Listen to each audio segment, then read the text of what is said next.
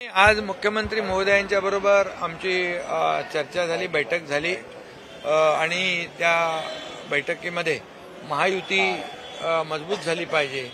महायुतीमध्ये कुठेही मतभेद होता कामा नये, महायुतीला कुठेही गालबोट लागू नये आणि म्हणून आम्ही महायुतीने लोकसभा लढलो, महायुतीने विधानसभा लढलो, महायुतीने आपण विधानसभा लँडस्लाइड विक्ट्री यश प्राप्त केलेलं आहे आणि त्यामुळे कुठेही वातावरण या स्थानिक स्वराज्य संस्थांमध्ये बिघडू नये, खराब होऊ नये अशा प्रकारची भूमिका मुख्यमंत्री महोदय आणि माझी दोघांची आहे आणि त्यामुळे यामध्ये मुख्यमंत्री महोदयांनी देखील सांगितलेलं आहे की आता जे इंटरनल जे प्रवेश आहेत, शिवसेना भाजप शिवसेना किंवा महायुती, हे कुठल्याही परिस्थितीमध्ये घेतले जाऊ नये।